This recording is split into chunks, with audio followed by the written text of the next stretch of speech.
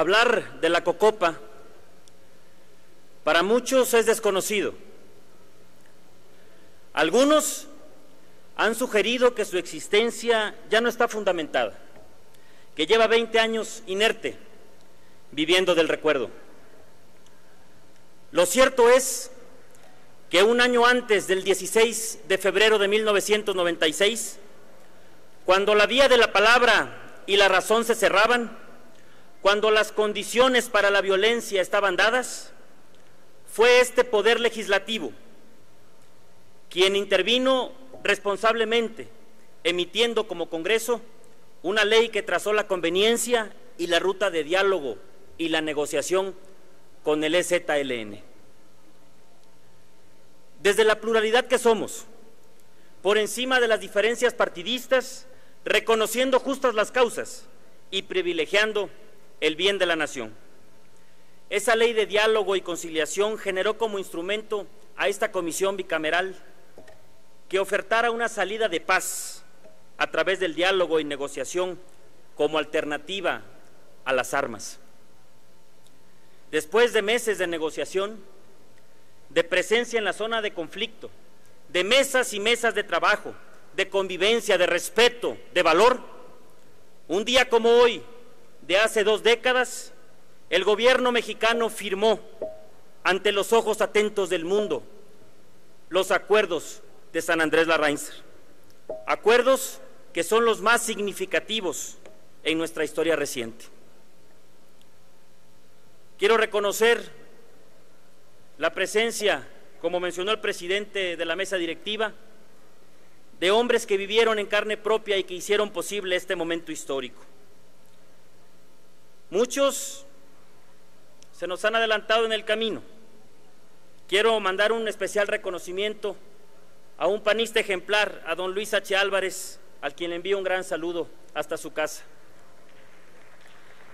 Y dedicar este mensaje a la memoria de don Eberto Castillo, un hombre ejemplar, un mexicano reconocido.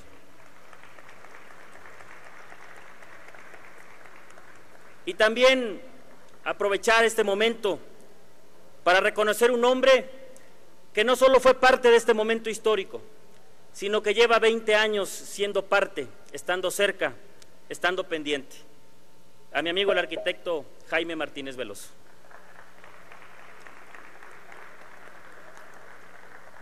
Un proceso que reconocía los derechos colectivos de carácter político, social, cultural y económico para las comunidades indígenas, su libre determinación y autonomía, el reconocimiento de sus sistemas normativos, el derecho de sus tierras y territorios y los derechos de las comunidades como sujetos.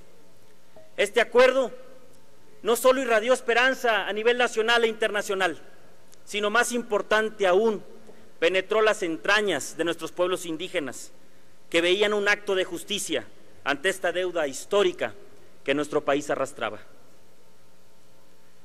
Pero cuando aún los ecos de las marimbas alegres se escuchaban en la selva, el entonces presidente de la República desconoció los acuerdos, mutilando esas esperanzas nacientes y sembrando un silencio en las comunidades indígenas a lo largo y a lo ancho de nuestro país.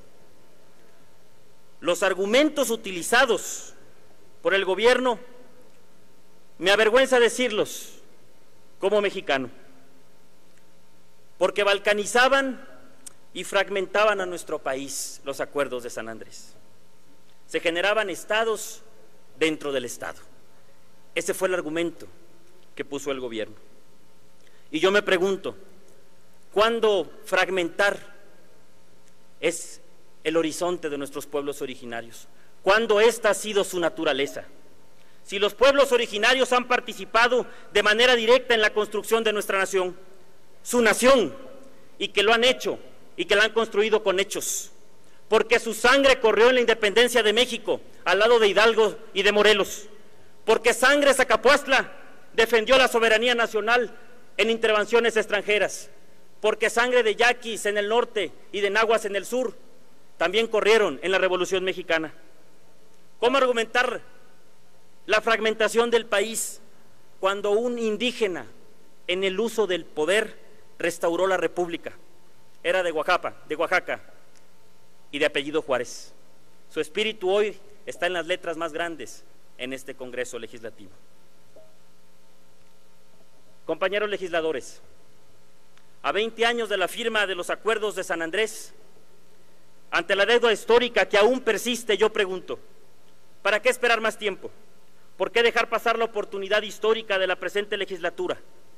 Un gran honor sería para todas y para todos nosotros hacer realidad las reformas en materia indígena, que se reconozcan los derechos colectivos que los pueblos exigen y por los cuales han estado luchando por tanto y tanto tiempo. Si bien es cierto que han existido intentos en los últimos años, ninguno de ellos abraza el espíritu de los acuerdos de San Andrés. Ninguno ha sido suficiente. La exigencia por el reconocimiento de derechos no puede pasar desapercibida para nosotros. Es el reclamo de 15 millones de mexicanos indígenas.